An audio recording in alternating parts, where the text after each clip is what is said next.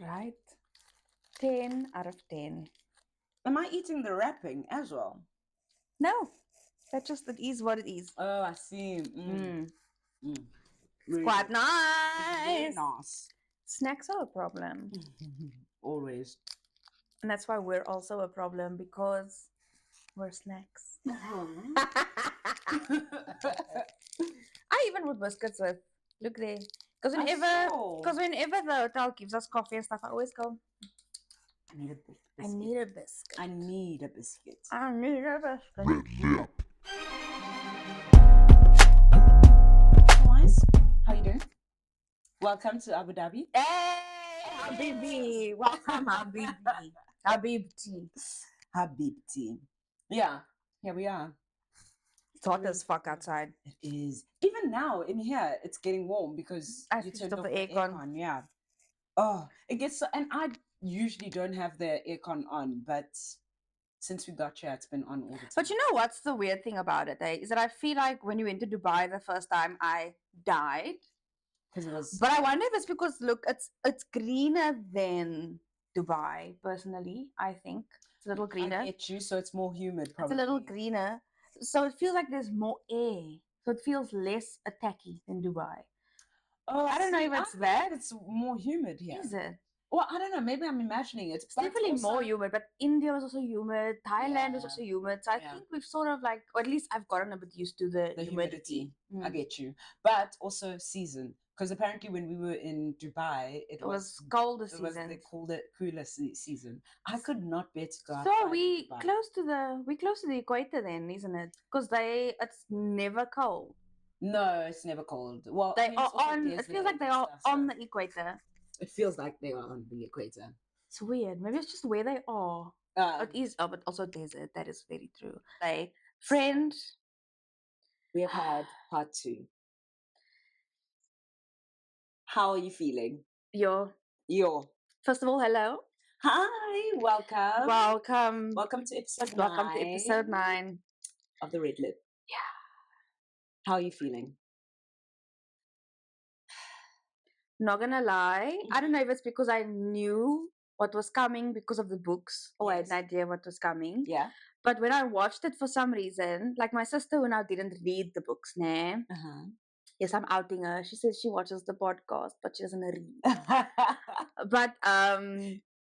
But she was like, "Oh my word, what's gonna happen?" And I went, oh, I know exactly. Like I have a version of, I don't know. I wonder if that took a little bit of like the enjoyment out. Yes.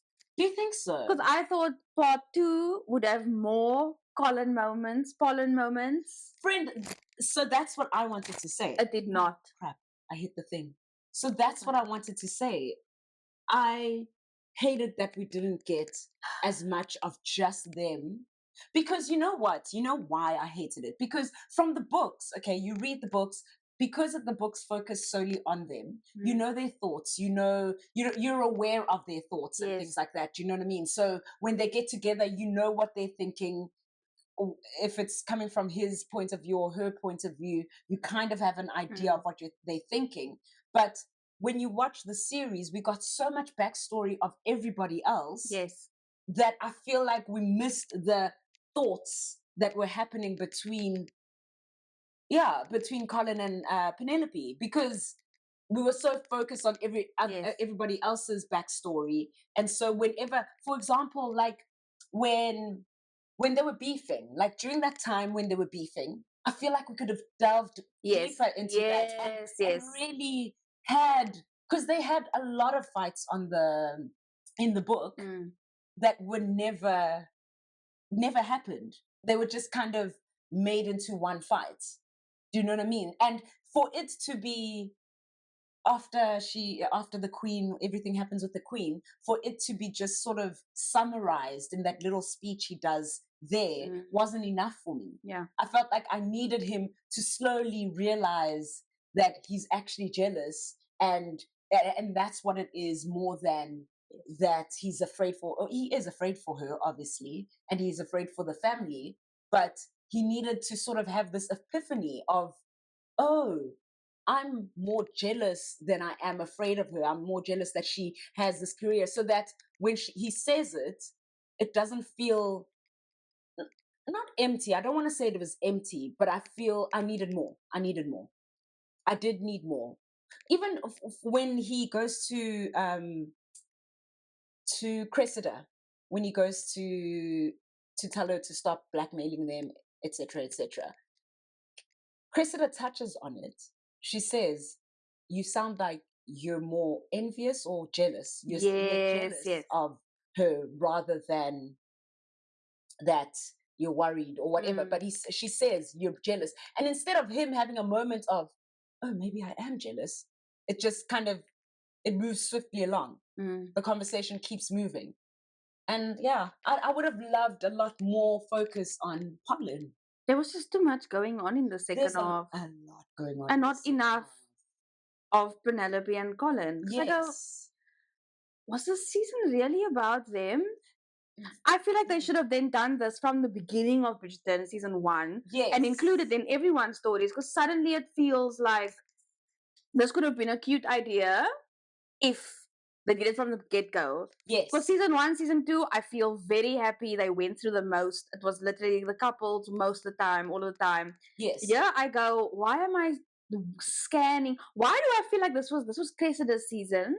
Feels like it. Yes. She got so much time, her and Eloise and whatever. And it's everybody. And it's okay, but everyone else's story felt better than the main characters. Yes. Or more focused than the main character's story. It was messy. It felt like two different shows. The first half and the second half. The first half actually now makes me happier because we got more of them. Yes. But second half, man, I was disappointed. I expected the second half to lessen the stories of everyone else. Yes. For us to now be like, okay, we see where everyone else is heading, and we can have snippets like they did in season 1. In season 1, that's when he proposed to the cousin. So that story managed to happen in a handful of scenes. Yeah. And we got the gist of it. Okay, he likes to help people, and he's very idealistic. We get that. We get it, but we didn't. We didn't. It wasn't too much. We still had got to focus on the Duke and Daphne. Yes. Yeah. We still mainly got the story of the Duke and Daphne. Even when we looked at Anthony, his story sort of, his characters got established in that season, where we're like, okay, he wants to duel with the Duke because he believes in honor and he feels like he has to protect and his it only family. took 5 minutes. It took 5 minutes for us to get that about him. I love everyone's stories, but I feel like we got too much of them. I don't mind Cressida's story being told during POLIN's story because it's very much related. But then make it more related. Because in the book, they dealt with way more than they did in the series. Absolutely. And the reason why I liked Cressida's story being told was because had it just been Cressida's story that was being delved into and not everyone's story being, like everybody else rather being touched on, I feel like we wouldn't have been as upset about it. Because in the book, I did feel like she was a one-dimensional character, where she was just this evil person who tries to ruin everything for Penelope. Here, you had some empathy for her because you saw how she grew up and how she becomes this evil person. Her mother constantly saying, "You look after yourself, that's it. Only you. Number one is you." And yeah, so you sort of understand her a lot more. And I liked that. I liked that I understood Cressida more. But because everyone else's stories took up a good chunk, you didn't get as much of Colin and Penelope's story. Yeah. And for the first time, I sort of found myself going, man, how long is this episode? I get you. I was like, why is it so long? Yeah, I get you. And her moments weren't wow enough. Like, I really had hope. They were not enough sex scenes. I'm just going to say it. You know what? I thought the same thing because because people were like, oh my God, wait until you see the second half. Oh my word, it's going to be so. And they had one. They had one. They had one proper one. Not that I need a lot of sex scenes, but if that's what you're selling, that's what you've sold, that it's risky and risque and very, not only just the season, but all the seasons have always been sold as this thing that's going to be like, ooh, titillating, and boys getting naked and girls getting naked. And then we had one scene between the two of them. The rest were between. Honestly, Benedict. Oh! I was gonna say Benedict had more action in this. Hey, brush. He really did. We need to return to that because I also want to discuss that. Well, obviously we're going to. They're changing too many things now. Well, so I don't. Yeah, they are. They are changing a lot of things, and I don't know how I feel about that. I remember. Okay, now we're going to Benedict quickly. Okay, I remember when I read the book, right? Like I said, it's been years since I read the books, so I can't remember all the details fully. But I remember in Benedict's story, if I'm not mistaken, he met, or he had like a mentor, an artistic mentor. That was in season 2 already. Yes, but in the book, or 1. Yes, but in the book, the mentor was kind of. I should have probably checked up on this before I came here, but who cares about facts? You know, we're not lawyers or anything like that. So no, also Bridgerton is a fantasy world anyway. Yes. So if I remember correctly, though, the book, it was something along the lines of he had this mentor, and that's why I expected it in the earlier season, where the mentor had a relationship with a guy, and it was briefly discussed in the book where he was like, the mentor was like, hey, this is me, this is my vibe, and Benedict had a vibe of like, okay, that's fine, I'm cool with that, it's not for me, but that's fine. Do you know what I mean? They acknowledged it in the book. They acknowledged that they are gay people, obviously, and I mean, it was very much in the artistic realm of things. So what was my point here? Oh, so yes, it is a big change for Benedict to step into like a bisexual relationship, because that wasn't in the book. But I guess, I mean, it is what it is. And it's okay, but I feel like everyone else's story was told better. Even how this was shot. Yeah. How we like made eye contact with a guy, because I don't blame. I was like, with Penelope and Colin. But someone much. actually wrote a comment at the bottom of something. They were like, why do they have more chemistry off screen than on screen? And that's, for me, that's editing. Because yes, like I always feel that's where you make or break a movie, or you know, that's where you really build the story, because you can put a look wherever you want. If you got the shot in the shooting of it, it doesn't have to be the same look as when, you know what I mean? You find the look that makes it look steamy, and you put that look there, because they do those shots over and over and over. So I actually don't think a lot of it was shot well. Did you not enjoy the way? I don't think their chemistry needed as many angles. I get as the first 2 seasons, maybe.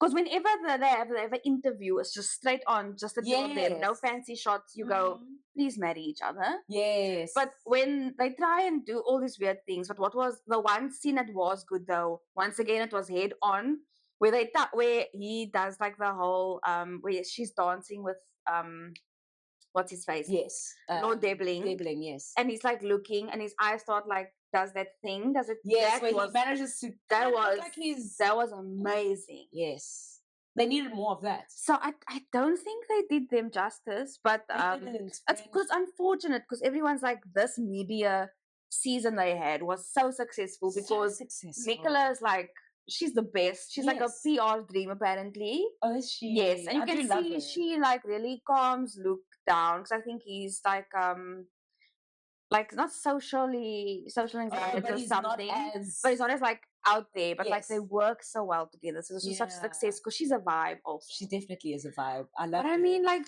oh God. For example, what you're saying, the whole look thing. I feel when there's that part where he walks, and it's where he walks into the house. What does he do? He walks into their bedroom where they're still fighting. He's still sleeping on the couch. And her maid has finished dressing her in her nightgown and she walks out. And then he walks in to fetch something random. Yes. I think it was just an excuse to go inside. And he walks in and she turns around and she's looking hella gorgeous in her nightgown. And that moment, I was like, give us more. Give us more. Yes. Give us more. I don't know why, but I did like want more. Let him touch her something. Or something to imply that this is really difficult for him. You know, this is really difficult for both of them. The fact that... Because I don't blame them. I honestly, I blame... Because everyone was like, they blame the showrunners and the scene people, whoever make sure that things are right. Because I go, they're brilliant actors, both of them. I mean, and he's clearly a theatre boy. He's so beautiful. Because he's like a single tear. I know. And like the small things he does, I'm like, okay, theatre. Okay, come on. But I still did love it. It was wonderful. But her moments didn't feel big enough. Yeah. Agreed. They didn't do her justice. No. So unfortunately, you can't shoot people the same way. Yes, absolutely. So whether you're taller or shorter or wider or thinner or what, I don't think they did them justice. Because it feels like they went, you know what, their story will be fine with themselves. What if people find everyone else's story boring? Let me try and hype that up. Because that was written very well for some reason. And shot very well. Yeah. But it was a bit, I just was like, afterwards.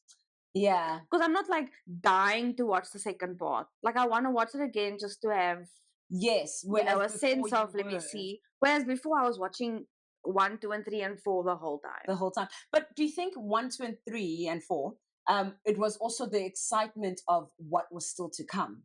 I think so, but there's still something exciting about, because this is the first season where they don't get together suddenly in the second last episode. They get together in episode 4 already. So then they I think they let that romance die.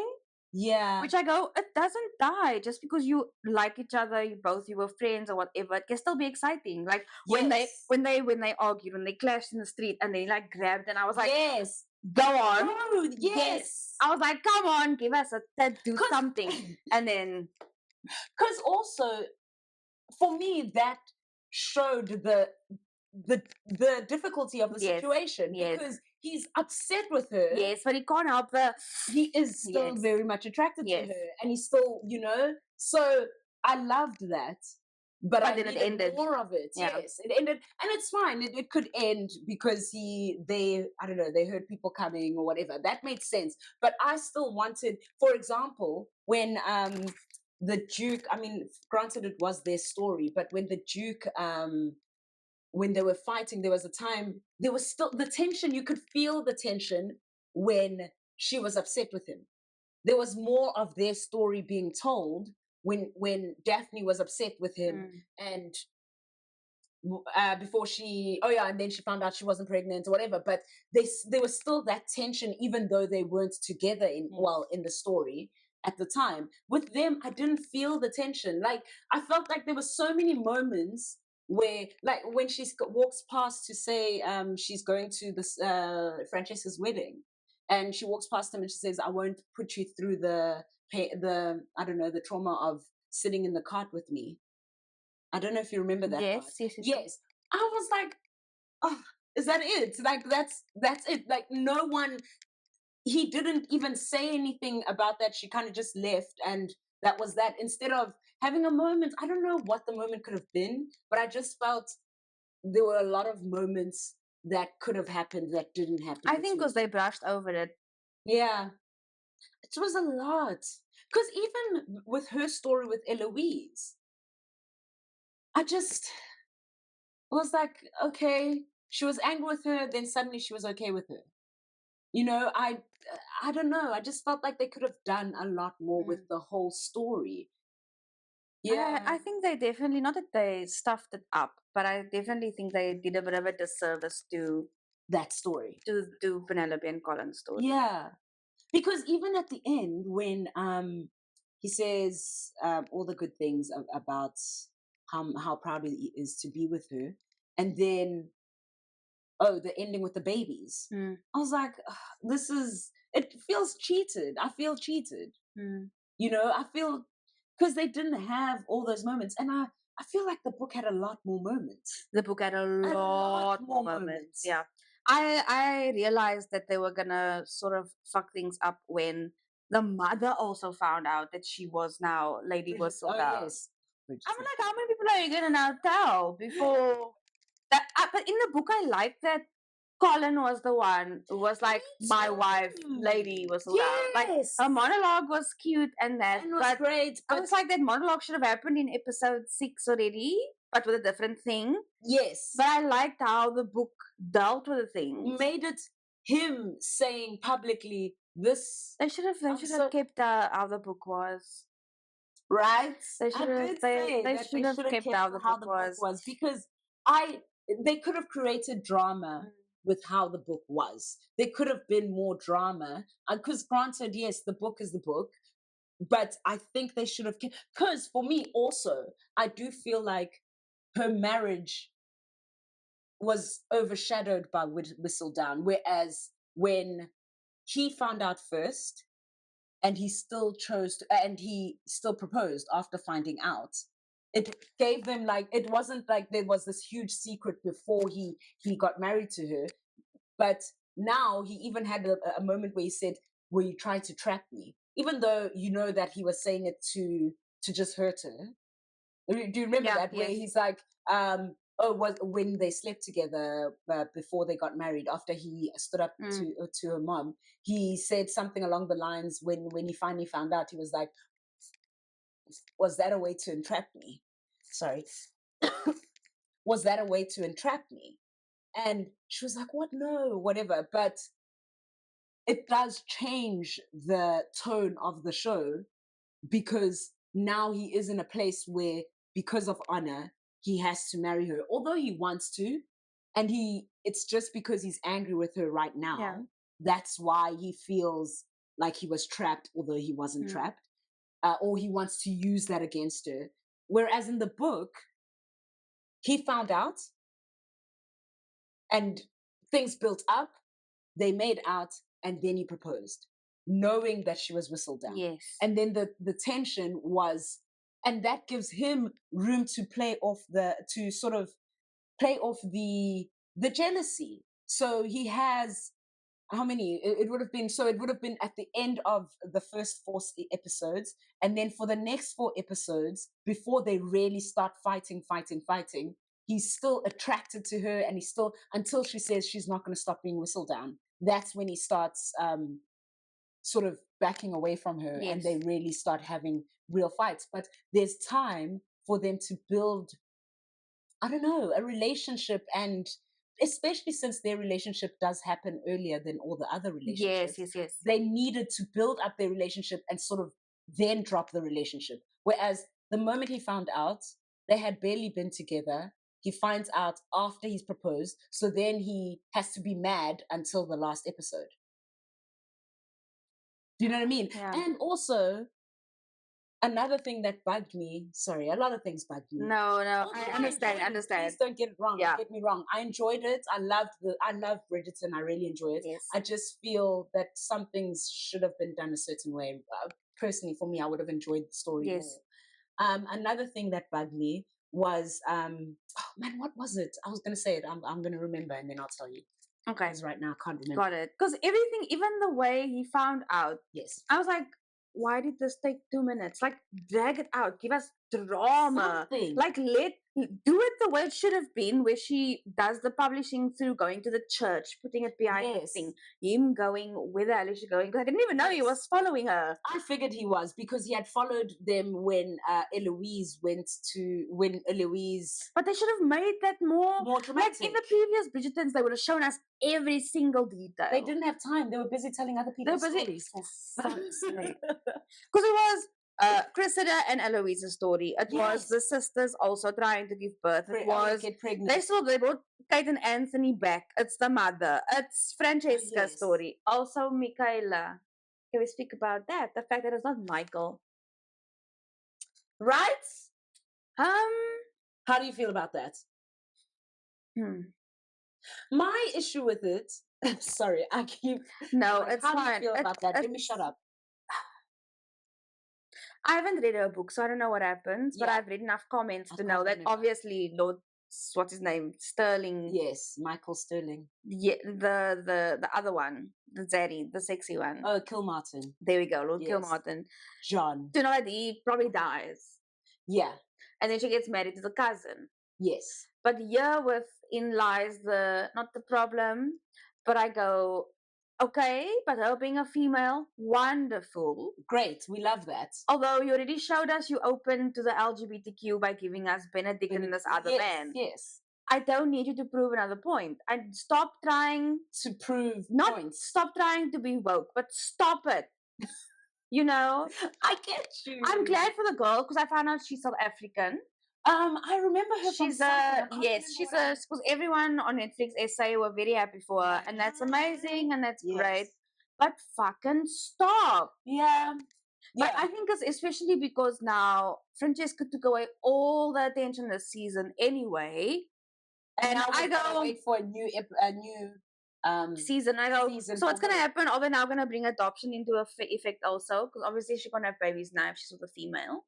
Unless she has kids with Kilmartin, but not with Michael. Never. In any of the books. Wouldn't have kid. Well, I don't actually remember the book, but I remember that he did die. I do remember that. I just want to know what was the reason. That's all. Yeah, because now, and I don't have a, like, I don't know. I don't know what to say about that. Because I don't have a problem with it. It's just that it was at the end of the season. I'm really frustrated because I didn't get what I wanted with Colin and Penelope. Yes. But they take the arguments there, push it over the edge. It's like someone almost told them to cut before it got good. Because they would like get there and like that's why the carriage scene was amazing. Yes. Because apparently they continued for way longer than they should have in the actual thing, and someone had to shout exactly. And I was like, that was brilliant. Cut for goodness sake. Yeah. I was like, they should have given them more freedom. Because when someone commented that, someone else commented on that comment and said, no, but they said that they were given a lot of freedom with like physical things and acting and stuff. And I go, so it's the person who's editing the thing. But this is what I'm saying. I feel someone royally did not do what they must do. Because I am disappointed. It's the editing, but also you're right. They had too many stories. Because at the end of the day, they couldn't fit all those stories in 8 episodes and couldn't really tell Polin's story. No, they couldn't.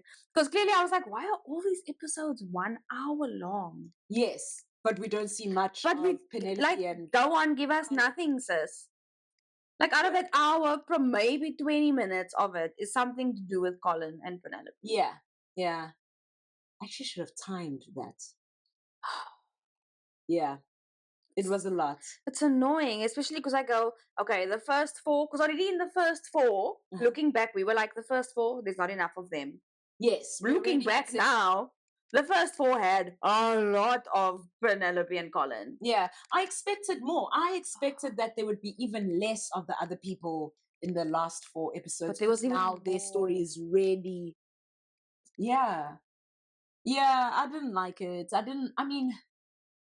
didn't like that I didn't see as much as I wanted to see of him. I didn't like that. I wish I remembered what I wanted to say, but I didn't like that. I think whoever was doing this was too aware of the fact that Nicola was, first of all, that she's more on the plus size side. I think they were too aware of it because I'm like, the sex scenes, I'm like, just because you're bigger doesn't mean you can't go. Yeah. Because everything was so slow and so. That's I'm like the carriage scene. I was like, come on. So when the things happen in the next episode, they are gonna pop off. Yes, that's what you felt. But then they didn't. It was so long and so slow, which is fine. But I'm like, you showed like, oh God. Yeah. I also felt like, because now I'm looking back at season 2, for example, in season 2, did the Duke leave season 2, or did he show in episode 1? Was he there? Simon? Simon, yes. No. He left. Yeah, only Daphne shows up with the baby. Okay, she shows up with the baby. Okay. Because I'm just thinking, we saw so much of in season 1 they popped off. Of the others. So much of the others. But it's just, I don't know, I think there wasn't enough physical intimacy for me, personally. I just think there was a lot of stuff that wasn't there for me. Yes, the physical stuff, it wasn't enough, especially considering the book. There could have been more, especially to make it feel difficult, to make it feel difficult to stay away from each other, because that's what I needed to feel. I needed to feel like Meanwhile, Colin was sleeping on the couch, but he was just like, I want to be there with my wife. Yes, because I was like, when that happened, when you said when she had a cow, I was like, okay, this is where he's something is gonna happen. Like, but then he's just like, oh no, bye, good night, okay. And I go, that is someone giving you direction. Yeah, because I think Colin himself, well, I think Luke himself as the actor would have done something different, probably. I think. But it's not direct. I guess it's the script. Whatever the script said at that particular point said, he walks in, he has a moment of lusting after his wife, and then he just turns around. And I feel as though they should have either given into that moment for a bit. The camera didn't linger long enough, or the editing didn't keep his struggle long enough. Yes, you didn't really see his struggle long enough. And the fact that we're arguing about that one scene because we weren't given, this is what I wanted to say. I did feel the way that things went now, because it was Eloise who found out and not Colin, I feel like it ruined her wedding, because from the point they announced the engagement to until Colin finds out before they get married, she's anxious that whole way, because Eloise is saying, tell him or else, that whole time, tell him or else. And so the whole time she's in rooms and she's like, because she's got this ticking time bomb, which would have been great as a story had we had more. But because we focus on other people's stories, and then we come back to tell him or else I'm going to tell him. That's what Eloise is saying, which I didn't really like. I didn't like that Eloise became the person who's snitching, because it feels as if that's not her.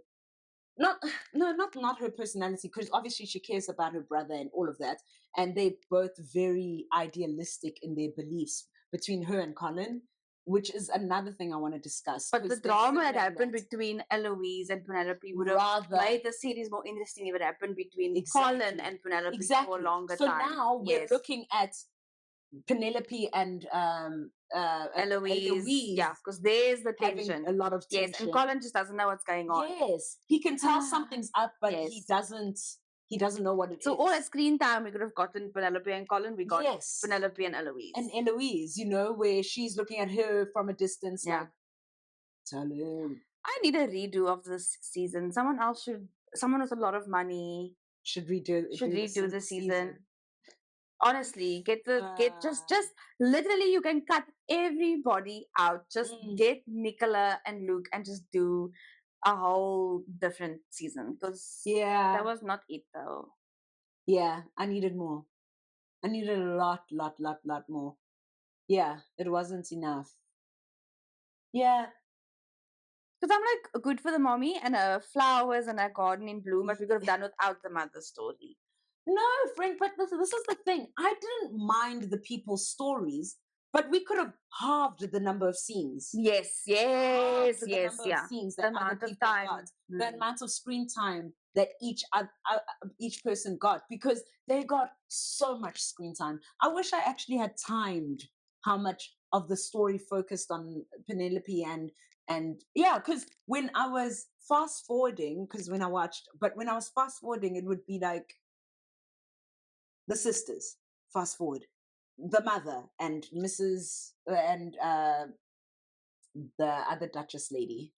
I've forgotten everyone now. And But you know what I'm trying to say. The Queen having a whole scene of her own. The I don't know. Oh, the baby. What's his name? Anthony and Kate discussing the baby. Then suddenly, okay, Penelope writing something and quickly thinking and putting things away. Then we go back to Bridget, Benedict, and this and that and that, and then we have a scene with the other two. Do you know what I mean? So much so that I didn't enjoy how little they featured in their own everything season. Snowballed. I think it started the moment Eloise found out that she was Lady Whistledown. Everything changed. Everything the whole story changed. I hate that Eloise was the one who found out, actually. So the only reason this season done so well is because of how Nicola and Luke are in their PR and their interviews. Absolutely. Yeah. It's a disservice. I think they a little fail gedoen. Yeah. And it's sad. It's sad because, like Michelle Buteau said in Survival of the Thickest. Also, have you watched that? Yes, I have. I have. I love it. I watched it a while back though, so I can't remember what happens. I was like, oh, because everyone was like, come on, thick girls having a moment. Yes. And I was like, got one moment and then it just finished. Yeah. One quick thing I wanted to I brought it up just now. The whole idealism. I remember saying it in the previous episode we did about Bridgerton's, but I really saw it this time. I feel like the two of them are very similar in their idea of what's her name, Eloise and Colin, in their idea of what's right, and all the Bridgertons have an idea of what's right, what should be, whatever. But for example, Benedict is a lot more free will. So he's a lot more gray around the edges about what's right and what's wrong. And whereas I felt like Eloise and Colin particularly, and it may be because they are the middle kids and they didn't experience, and I could be very wrong about this, but Anthony experienced his father's death. He had to deal with being the eldest son and suddenly becoming, so he had some sort of strife as the eldest, and it trickled down to the first three, Benedict and Daphne and Benedict. And then for me, Eloise and Colin are very sheltered almost. Which is weird because out of everyone, the two of them read books the most in the family. Yes. But I feel like their reading books makes them have this idealistic idea of what life is. Because even when Eloise is upset with, I almost said Nicola, yes, but with Penelope, she finds it difficult to understand what made Penelope do this. Granted, it was messed up, writing about her issues and whatever happened with her romance with that guy. But I almost feel like Eloise finds it difficult to understand that, no, she's like, this is the right thing. You need to tell Colin, you did the wrong thing. We can never be friends now because you lied. That's how they wanted to make drama. Yeah, it is. But I think they are both similar though. Yes, I feel they're similar in that we can, I can't ever trust you now because you lied about this one thing. And yeah, and I mean, yeah, I don't know. I don't know if what I'm trying to say makes sense. That I found them both so idealistic that it just, yeah, because even when he goes to talk to Cressida, when Colin goes to talk to Cressida, he goes there and the things he's saying to her, she's like, you and I do not have the same life, sir. We don't have the same life. You can't come here and tell me my family will support me, which is also something that Eloise would say. Like, surely your family won't make you marry an old man. You know what I mean? Yes. And you both have this idea of, because our family is great, everybody else's families should be great. Yeah, should also do the same. And they're getting the same support we are getting in our families. And I found that interesting because for me, they were very, very similar. And I don't know how you guys felt, but they felt very similar, the two. the two. It felt like a waste of a broken friendship when Colin was mad at Eloise anyway, because he was like, "How long did you know?" And she was like, "I didn't want to hurt you or whatever." Yes. Just was unnecessary. A lot of unnecessary things, unnecessary storylines, not enough Colin and Penelope time, not enough Penelope time, to be honest. Yes. Most of the times when they shot her scenes, I'm like, give her lines. She's a brilliant actress. Like the fact that Bless, she even left, she left such a an impact, even though she didn't say much most of the time. Yes. Like you would say, they would pan over to her and she'd have a moment with her mother, or she'd pan over and she's writing. Yes. And I go, is that all we're gonna get? Okay, then we need more. Like, make a bigger deal out of everything. I think that was the thing with Bridgerton 1 and 2. Like, even when he found the ink on her hands, that scene should have been longer.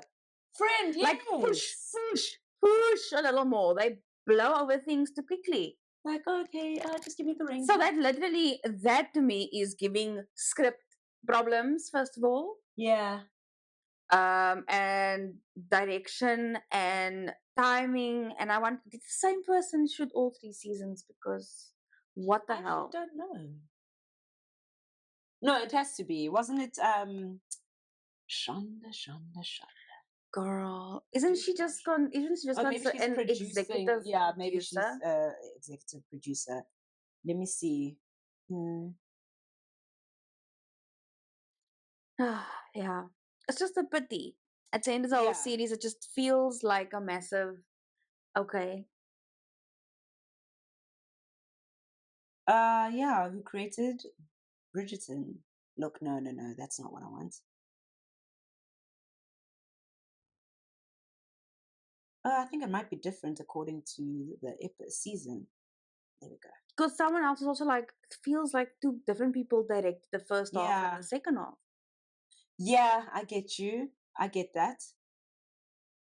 Because the timings in the first half were much better than the second half. I get you. No. Ooh. Director and executive producer definitely handled all that drama at the end of the season. Tom Verica.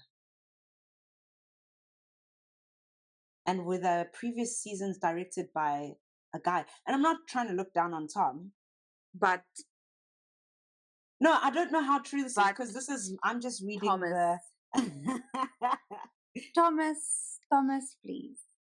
They better return Colin and Penelope for the next season and also give them sub stories, because But what more can you say about them? They've already had the baby, but they kept her on as Whistledown. Because remember in the book, actually she retires because she's much older in the book also.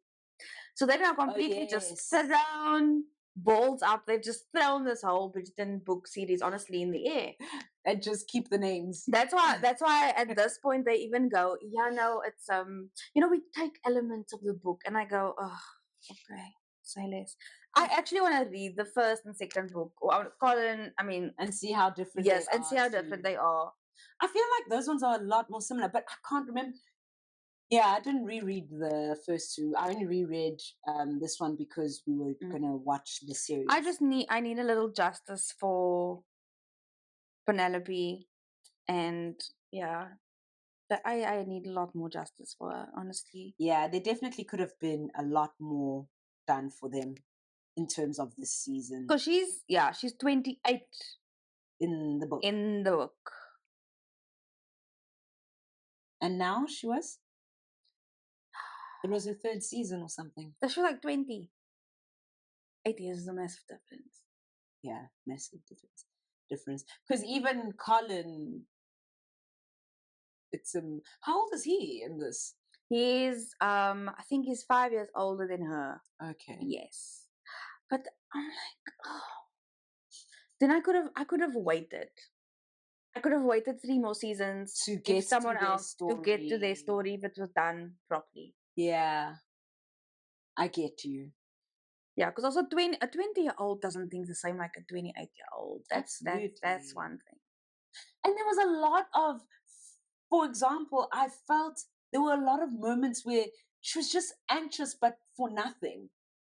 I don't know, and maybe it is that whole thing of not giving her lines or a scene. She was just in. Yeah, I didn't know what she was actually thinking. There were scenes where she was anxious, and I get it, but she's just spending so much time looking at everyone in the ballroom at her ball. Yeah, and that's the other thing. I felt like so much of her experience of getting married and whatever was ruined by standing in the corner thinking, should I tell Colin? Should I not tell Colin? Oh, there's Eloise. Because in the book, I think she was more of a badass. She was. In the book, I was like, come on then, sis. Say this. She was a lot more strong. Yes. And she really opposed Colin. When he would say things, she would be like, no, but this is what I want to do. And now it felt a little bit, it felt a bit like, she wasn't apologetic about what she wanted to do, but there was still a lot of anxiety. Yeah, she was still a 20-year-old. Yes. Yeah. She had a lot of moments where she was just like panicking. And I don't know. Yeah, man. It's a pity. Yeah. I didn't think I was going to complain this much about it because I was happy when I watched it. Once it starts. Once you open the tap, girl, it flows. Keeps happening. Yeah, it just keeps coming out. Yeah. I'm trying to think what else. They didn't give them enough moments that we cling on to. Yes. That's my thing. And I suspect that they shot the moments. And the montages also had their own story. Oh, yes. The Kent, the Duke of Kent. Why was that so long? Lord Kent, whatever he was. That was also, like, why are we... That could have been handled in so few episodes, friend. Okay, Guy wants to have... for example, okay, we could have had when they get announced, when they get told that they are now part of the peerage, then they move into it, feel awkward. Fabulous. Next. Okay, next. The next time we see them at bar. Yes, so we see them at the bar with all the Bridgertons. So this is still part of Colin's story, but he's there. Yes. And we can see some issue, like people no longer coming. We somehow in that scene we see that people aren't coming as much to the bar. Okay, third scene. That's the third scene. Fourth scene maybe could have been that scene where he's like to his wife, where his wife is like, "We need you to be more involved in our lives," or someone tells him next now, and then he quits. Story done. Their story is done. Meanwhile, we have a whole opera about them. A whole opera. I just go, ugh. Too many stories. Too many other stories. Too many. Okay, what were the other stories in the other seasons? The reason why Francesca and Phil Martin's story was so effective is because they always hung on for a moment too long. The camera and the moment. Yes. Like when they sat, they had silence. I was awkward. Like, yes. I was like, there we go. We get it. They are awkward together. Yes. But thank you. We're good. So I'm like, where was this with Colin? And also, they gave them too much time. Kilmartin, we got that they were awkward very early in the story. We got that their story was awkward very early. Why are they still having more and more? I think the problem with Bridgerton is now they are thinking about next seasons too much and not in the moment. Yeah. Because you could see season 1, they thought, okay, is this season? Is this season work? Yes. Also? Season 2, they were like, okay, people like it. Let's go there. Season 3, they were like, okay, after Colin and Penelope, what now? Now we've mixed the whole story up. What do we do next? Let's keep gaps open for ourselves. Yes. Because now they have 5 ways they can go. They can do Montages next. They could do Francesca next. They can do Benedict next. But they can do Eloise next. They can't do them next because, for example, they can't do what's her name, Francesca next, because she still needs to live her life with Kilmartin before he dies.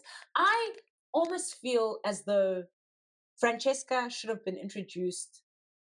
Wait, whose season was it last? Oh, so she was focused on Anthony. Francesca, was she there in Anthony's season? She wasn't there. No, because she was traveling. Away. Yeah. She was away. She should have been introduced in that season, brought into society this season, and then meet and we see her every now and then, like, little splatterings of her.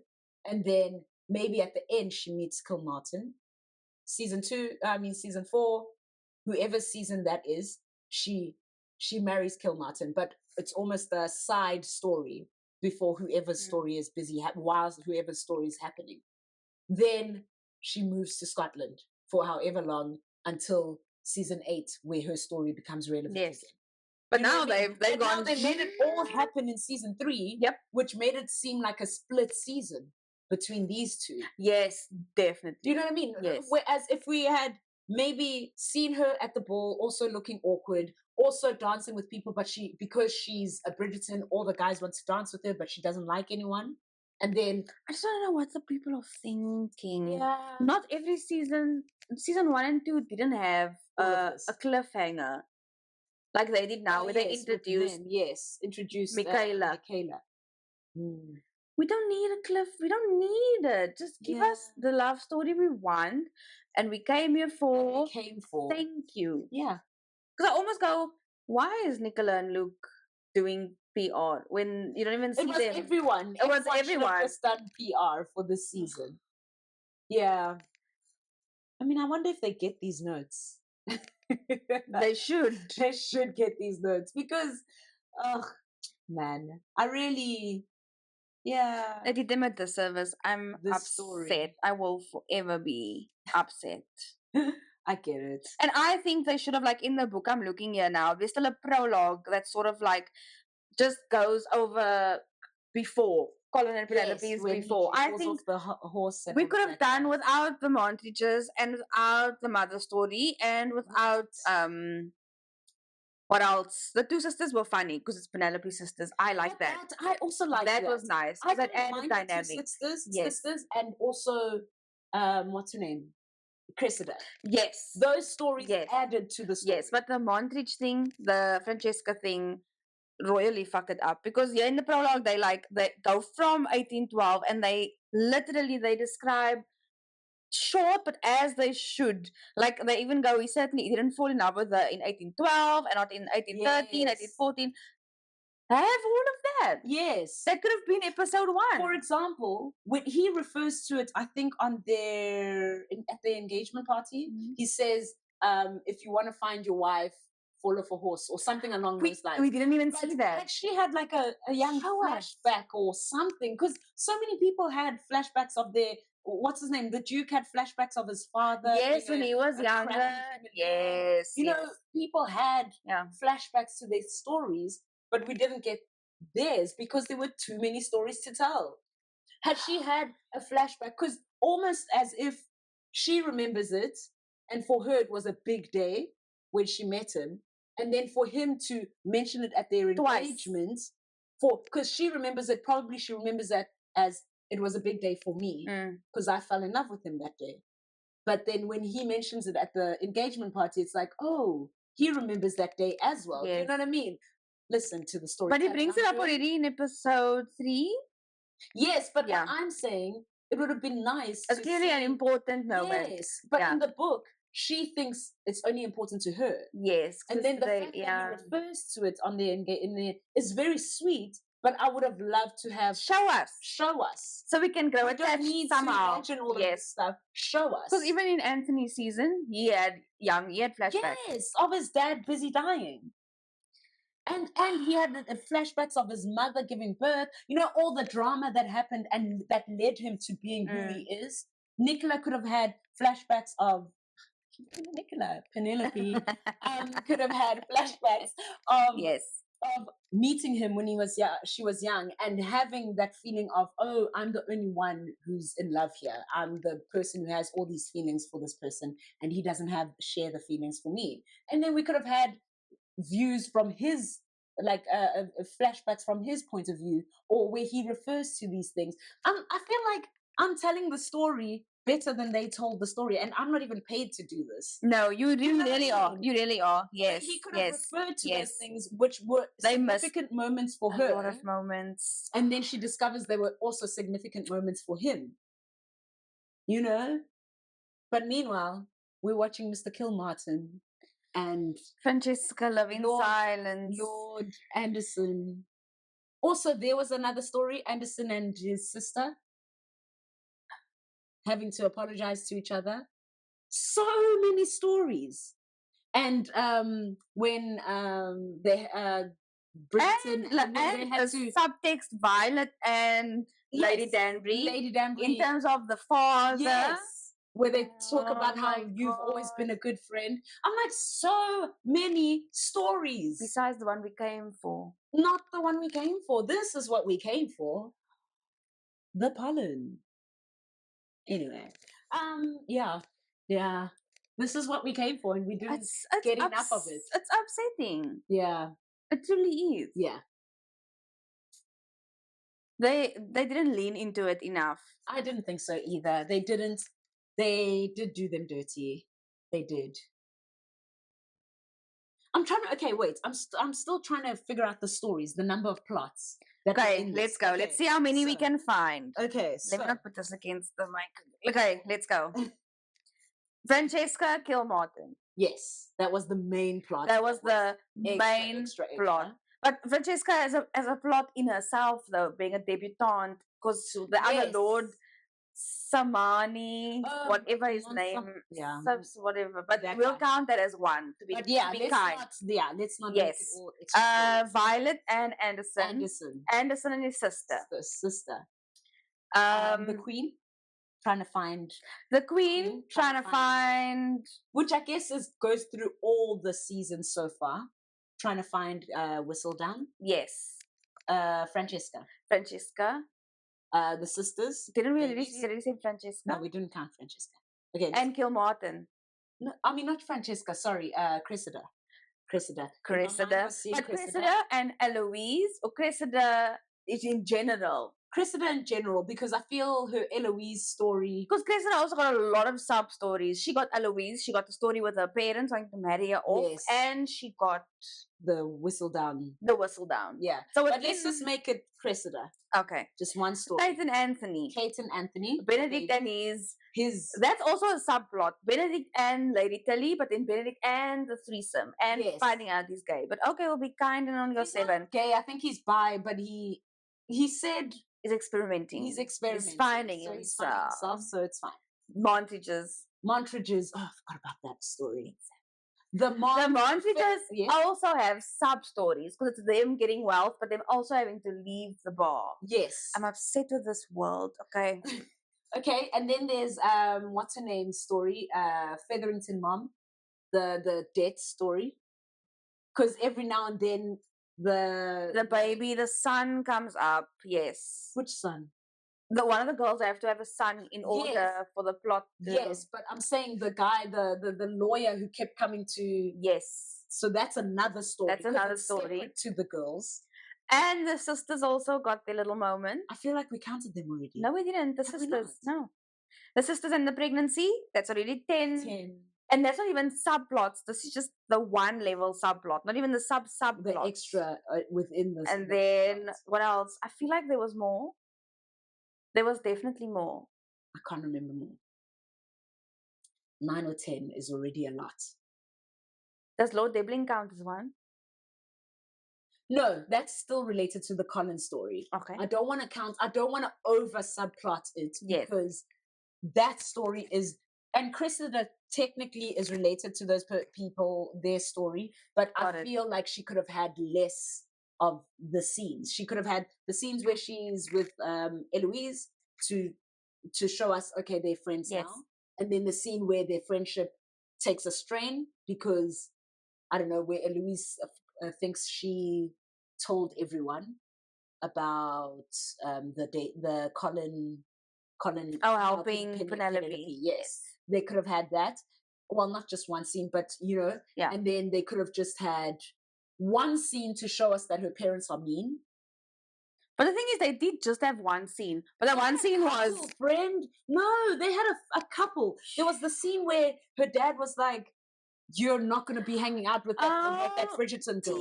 Then there was a scene where he was like, you're going to marry this... yes. Oh, you're going to marry this old man. Then we met the old man. Yes. Where we could have met him at a random thing. And then the scene was where you're gonna go live with your aunt. And then the aunt shows up also. Yes. Oh, this is definitely too fancy. This is why she's like this. And Cressida's mother also has a little subplot. So many scenes, so many stories. So that's just 10, and we were being kind about it. We were being kind. 10. Other. Okay, now let's look at Anthony and... Because I don't want to look at the first one, because the first one they were still figuring out Anthony what they're and doing. Kate. Anthony, okay, so it's Anthony and Kate's story. There's Benedict's story about his doing art. Oh, yes. So, okay, so I don't even remember it because Kate and Anthony was so... Because it was a few... Then there was Violet and... no, that wasn't even that. That was in Queen Charlotte. Yes. That was so Bridgerton, what's his name's story? Then there was Eloise trying to find out who Whistledown is. Also, very few episodes. Very little. I don't even remember much of anyone else in the story, to be honest. There was definitely someone else. There was... there was a subplot between Kate and her sister, but I don't know if that counts as part of Anthony, though. Exactly. That's why I'm like, I'm not too mad with Cressida's story, because that still relates to the Colin and Penelope story. Yeah. So I don't mind the stories that relate to them. The stories that completely take away from their story, that's where I was like, but why? The fact that it's more than a handful. Okay, so but let's try and remember. And the reason why we don't remember is because there weren't so many scenes. No, there weren't. Even the Montrages. The Montrages were there where he started. Yes, they touched on it. Did they have? Not a lot. Dololo. Not a lot. Montrages. I can't remember anything else. There were definitely there was a subplot of Penelope and the dressmaker. They became partnership. Partners. Yes, she found out. How many episodes? I mean, how many scenes? One. Very few. But for the one scene, we understood. Okay, they get each other. They're gonna become business partners. Finished. Bye. Thank you. Thank you. Thank you. They shot Penelope and Penelope's infatuation. They shot better also in season 1 and 2. Friend. But she goes, yeah. You know what I mean? You got more of how they felt for each other than... I'm upset. I'm upset. Because I wanted so much. I wanted so much for it to be the season. Yeah. And it still did well. Because people are gonna still, find the good in it. And it wasn't bad. It was lovely. The costumes were amazing. The music was good. Yeah. There were some songs though where I was like, I don't even remember the music. I was like, no. It's because when they play the covers of like the pop songs. Yes. Yeah, the Pitbull one was iconic. There's something you can see. I don't know if they could hear the music while they were doing it, but you can see Colin is a theater boy because in that scene where she's dancing with Debling and he like looks. The way he does it, he clearly timed it with the music. Friend, but that's editing. That's editing because the truth is that's editing. Yes. You know what I mean? Yes, he can time it with the music, but then they might not use that shot. Do you think 2 different people edited the 2 halves? Do you think that's why they kept it separate? No, I don't know. But that's editing and directing, obviously, because the director is there for the editing. As far as I understand, he's there to say, "Oh, use this shot" or whatever. But I just feel like some shots were not. Some shots that might have told the story better should have been included and weren't included. Yes. Because that's why I'm saying that he might have seen it. It might have been at that moment when he was doing it, or they just edited it properly and it fit well when he was watching that. But that's honestly editing because there's a lot of things happening at that particular time, and not the editor by himself, but the director picks what is edited into that particular scene, So everyone just does what they've been or they need to do in that scene, and then the scene or the editor and the director, they pick what fits and makes sense in the story as it's being told.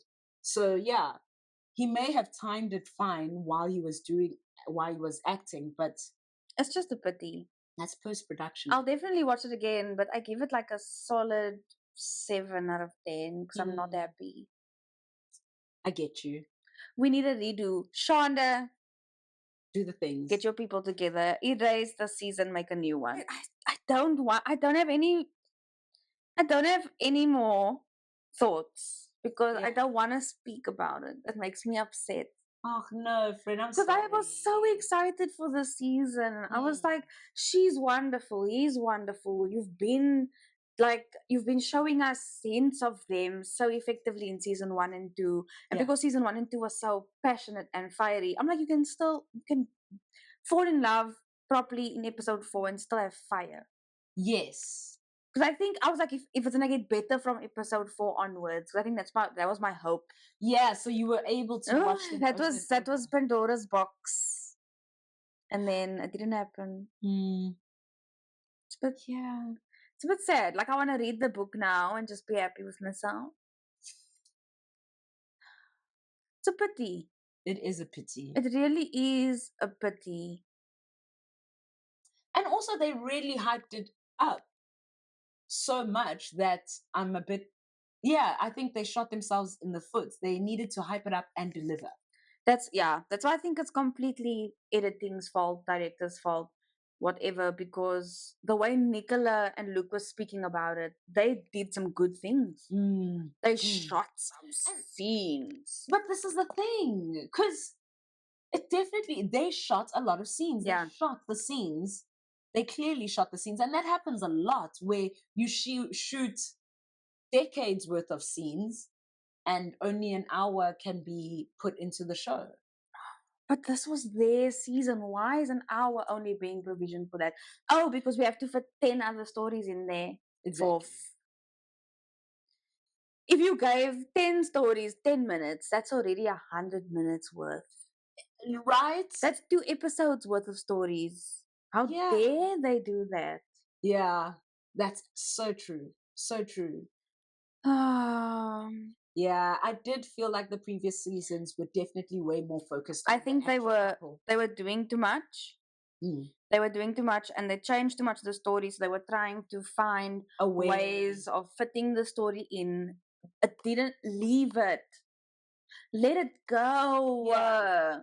I was very interested to see how they were gonna maneuver the story into, and I am a bit disappointed by how they maneuvered it into what it is now, because I felt like it ruined their romance for me. Yes, that he found out after proposing, because it gave him that excuse, the whole excuse that he was kind of trapped into this now because she never told him the full truth. Whereas in the book, he knew the full truth before he proposed.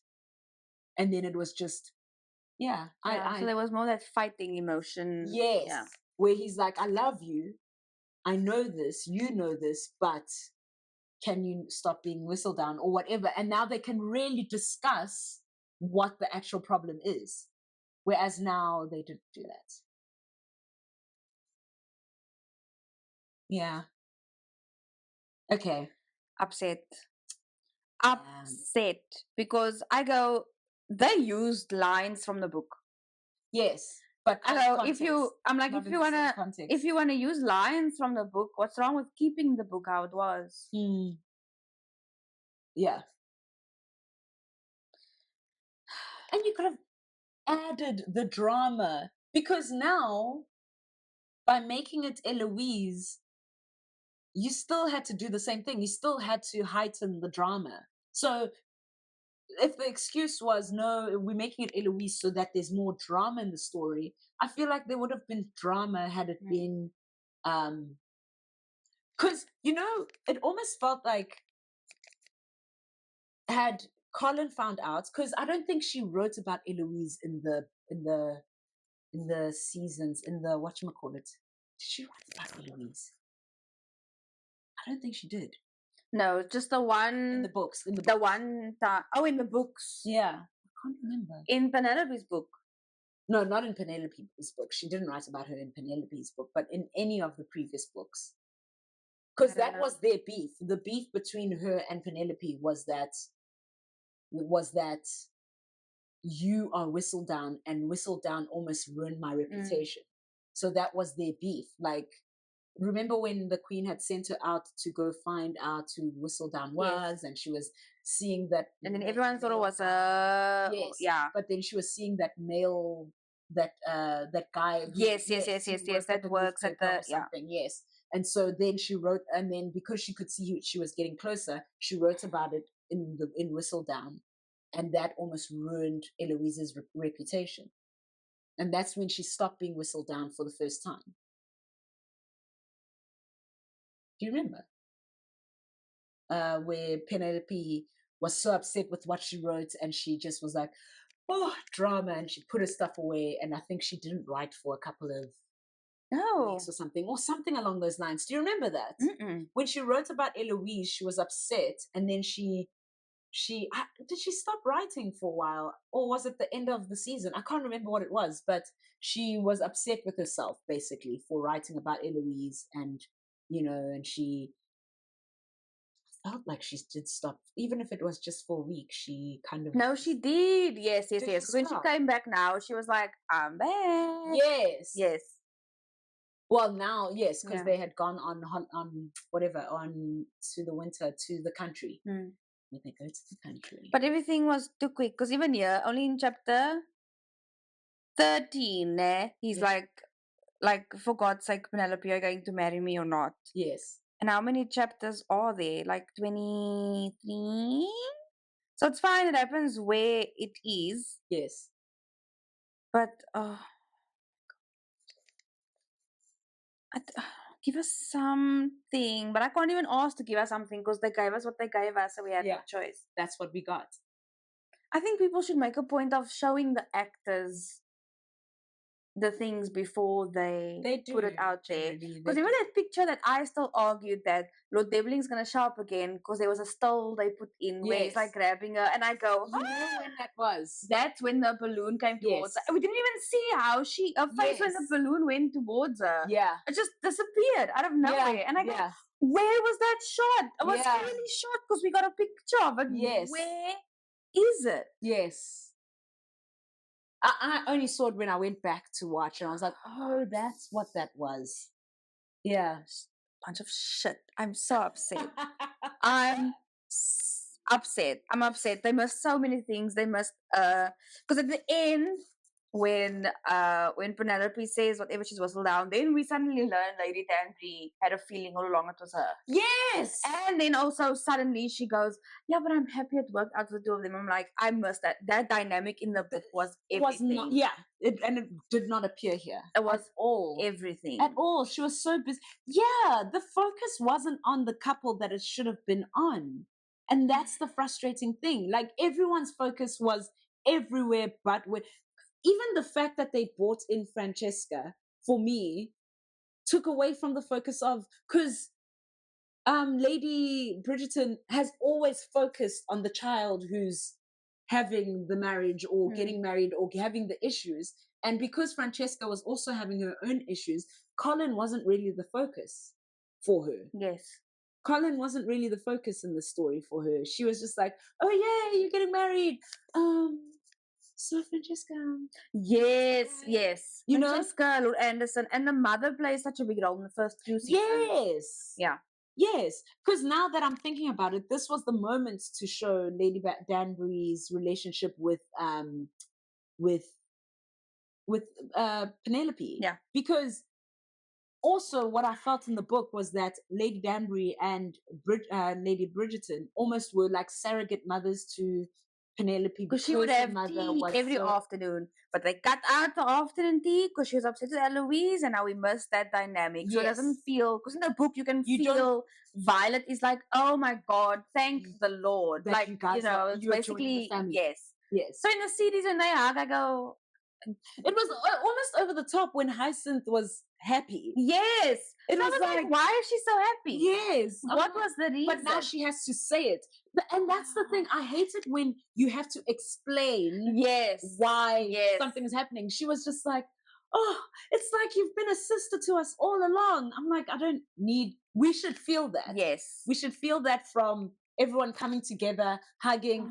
And we should feel that the reason why this is happening is because everyone is just so happy finally, because but Bridgerton ruined it for us in the end of episode in season 2 when Eloise found out. So immediately when Eloise finds out, the tea falls away. Yes. Which means that's cut. The family connection is now cut. It doesn't happen anymore. Yeah. They cut out Penelope's extra sister that was supposed to be there. Oh, yes. Yeah. Now they add Francesca, but now they have to add Kilmartin and have to add Michaela because they all come together. Yes. In a package.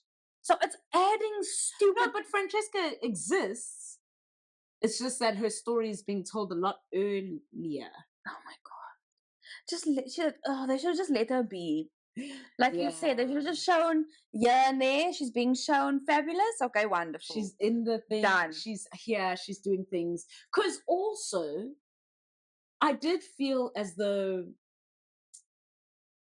because if I remember correctly, I remember going into her book and then discovering that she had been married and stuff like that. You know what I mean? In her book. So she didn't need, her story of Kilmartin didn't need to be overly told. But we could have easily had her going into society, meeting everyone, and you see that she's very uncomfortable with all the guys. Then in the second half is where she meets Kilmartin. We get the moment where she sits and they're quiet together, and then you can see she's comfortable, and then they get married quietly. But even her character develops better than Penelope's in the season, because suddenly she's like, okay, I'm gonna handle this. She's like, yeah, babes is gonna be it's fine. You can be introverted. I will do this for us. I will speak for us. Yes. And I go, what the fuck? But to me, it almost feels as if not a director, I don't know who to blame. I need someone to blame because to me, it feels as if, okay, Penelope is plus size, so we need to be careful. And I don't know how to shoot a person that's heavier than, because Francesca is also thin, also pretty, like how Daphne was, like how Kate was. So it feels as if it feels as if they purposefully focused on her. And I go, shut the fuck up! I came here for the season to be different. Yeah. Like, we know what Penelope is like. We know how she looks. We knew this was going to be at this season, and we were excited for that. Yes. So give it to us. Because I mean, I must say, I think the sex scene was shot quite nicely, actually. Yes, the first. It was very nice, girl. Because when I saw the tummy and I saw the leg, I was like, come on. Yes. Say less. I also thought it was done well. I thought they were going to give us more after that. But especially since the book had more. Yes. The book had more. Because I'm like, really? You're going to do that once and then suddenly there's babies. Okay. Oops, slay. Because it was once. Then he found out about Whistle down. But all that happened was his hand once again went just under the dress and then they were finished. They didn't actually do anything. He just pushed her against the door in the middle of the road and then they walked. That's what I'm saying. Oh, I was confused for a second. I was like, no, they fully had sex. They did when on the couch. Yes, but that's all. That was the first time, and then he found out about Whistle Down. Then they made out on the night before their wedding against the door. Against the door, and then after that, nothing. Yeah. Until after. Yeah, so I think it was the first time because her baby is also quite close in age with the other two girls, with the other two babies. Time doesn't exist in Bridgerton, Kate, because suddenly Kate was like, even my sister, she was like, why is Kate's stomach so big? But didn't the two girls find out before that they were pregnant? But there's nothing going on. Yes. Please, I am upset and bothered. Oh, yes, they did. But Eloise has her own story in the book. It's that she's writing to Philip. Yes. Yes. Because I made a note here when Eloise was like writing or whatever. I'm like the ink on her fingers. Was she writing to Philip? Because it's very, yes. But maybe that's what she's going to start doing in Scotland. Maybe. Honestly, at this point, I don't know. I don't care. I've given up. I'm detaching myself from Bridgerton. From this whole thing. I will watch it again because I love Nicola and I love Luke and I want them to get married in real life. I am fully on the Lululemon train. Nice. And they deserve better. Yeah. I want someone what's her name? Elon Musk's sister, who owns Tubi. What is Tubi? Well, not Tubi, Passion Flix. She owns Passion Flix. What is Passion Flix? We're gonna start watching movies on Passion Flix. What is that? It's so bad, but so good. Is it similar to like Real Story? It's similar to like it's like they make Wattpad books into movies. Those books are so bad. And then brilliant. We are gonna watch, just Google, but Elon Musk's sister. Okay. Tasha. What's her name? Tasha? Tosca Musk. Not Tosca, not the opera. Ooh, something of the sort. She owns Passion Flix or Tubi. I think it's Passion Flix. Okay, Tubi. Tubi is, I don't want to say it's a black network, but it's mostly, it's not mostly black. But there's this YouTuber, Kenny JD. She watches movies from Tubi and it's funny because she then speaks about it, and the acting is like there's like a low budget movies on there also. I love it. I think you'll love it because you like those Instagram reels. Love bad movies. You are gonna eat that shit up. You're gonna love it. But anyway, girl, Elon, call your sister. Get Luke, get Penelope, give them I don't care if it's not a Bridgerton, give them a romantic movie and fix this shit. Fix this nonsense. It's Passion Flix. Passion Flix. Please. There we go. Please. Thank you. Tosca. I can't. I'm finished. I'm so sorry for Nicola and for Luke that I had to go through all of that. Yeah. No. Because she obviously says also, she's like, yeah, no, when we weren't the main actors, we would shoot our scenes and then go to our trailers. She's like, now we're just shooting all the time. I go where? Where are these scenes that you are shooting? That you shot because they weren't because they weren't there. Yeah. So. We're upset. We're upset. Okay. Breathe. It is what it is. I mean, one day when I have money, I'm gonna redo Bridgerton season 3. Oh yeah. Okay. And that's our take on it. Happened. Part 2. Yes. But we'll watch it again. I'm gonna definitely watch it again because we love the people, we love the actors, and they deserve more. But quickly, now that it's almost the end of June, it is literally the end of June, can we first give final ratings on the Alliance series? Oh yes, the Alliance. So we can do a overall rating because I don't remember every book particularly. Yes. But if you can give me an overall rating and then maybe which was your favorite book? Okay, overall rating, I think I will give it a 7 out of 10. Okay. Which is higher than I thought I was going to. Yeah, that is higher than I thought you were going to. Yes. I feel like King was the one I liked more. King is the first one? No. Second one. Yes, King was the one I liked more, despite the Stockholm syndrome-ness of it. That's also the book that stuck with me the most, yes. Yes, okay, cool. And, yeah, it's not my vibe, but I was okay with reading it. So yeah, there were too many triggers for me. Got it. Yes. I mean, I'll give the books an 8. Okay. Simply because it has like that shock value and they go in. They really do go in. Whoever's like in Bridgerton season 4, go read Alliance. That is what you do. That's what you needed. That's what you needed. Read the Alliance and then go and write your script.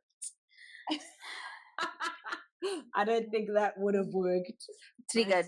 But yes. And I also think King was my favorite one. Yeah, of the 4 years. Yes. King and Hans actually is a close second. Because Hans was so different.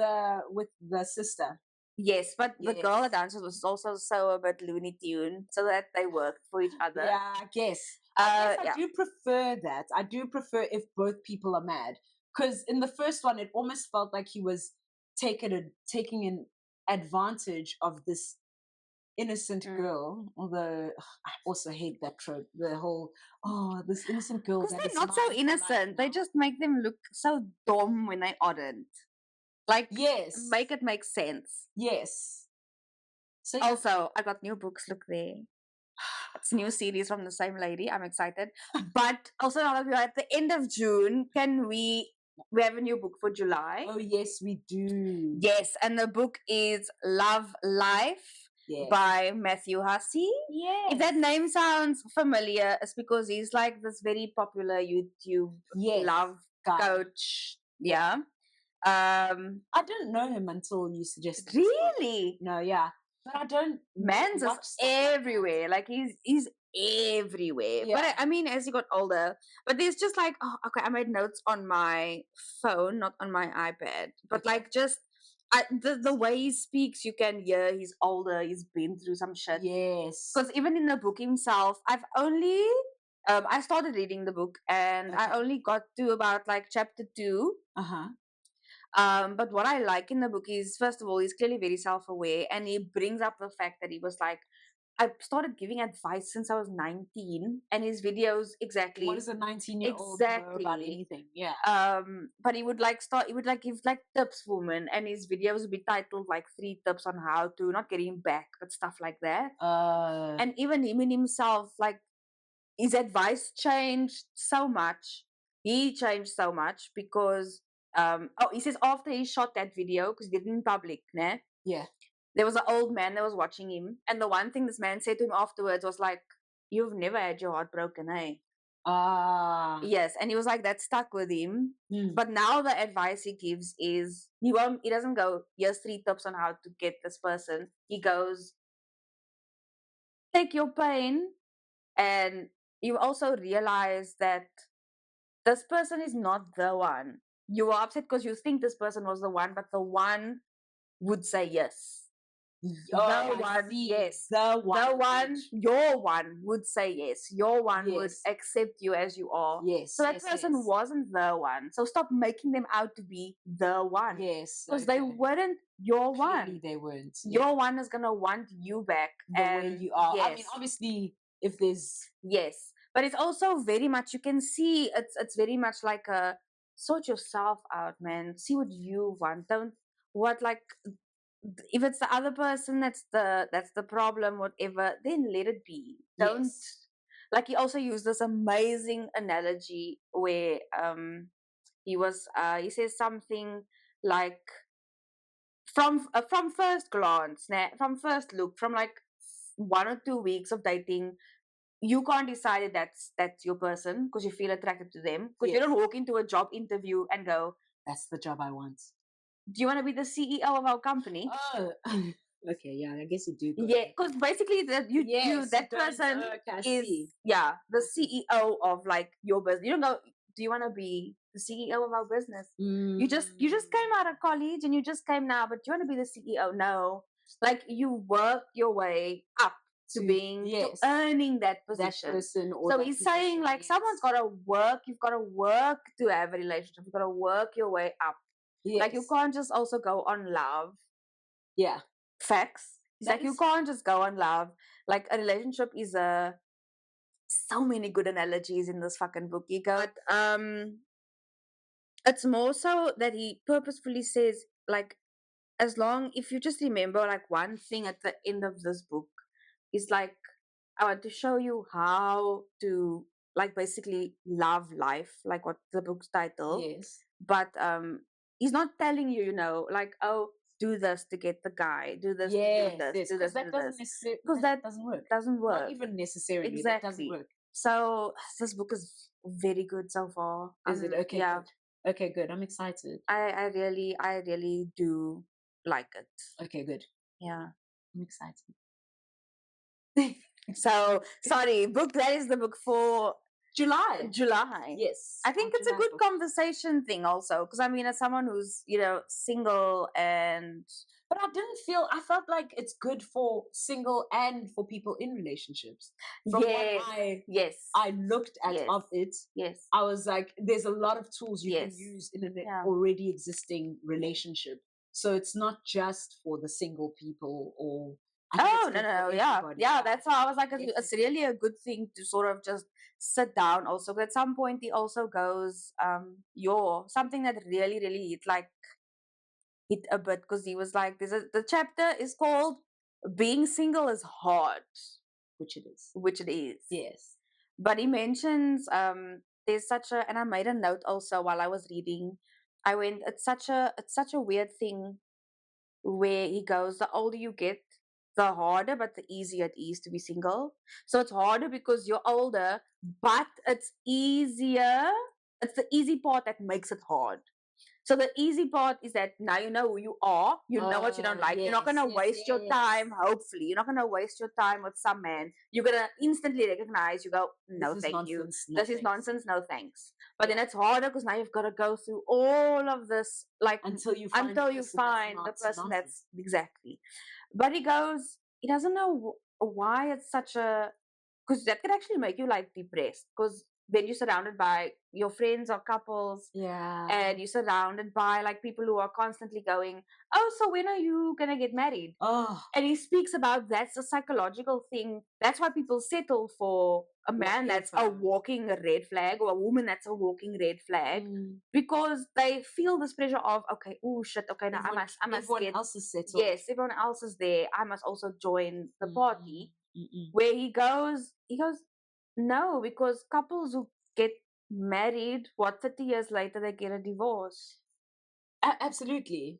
Or couples who have been together for 5 years, now the man suddenly doesn't want to get married. Now what? Now they have to separate? Exactly. So he goes, there's a side to everything. So it's very much like how you think about yourself and about how you approach life and all of those things.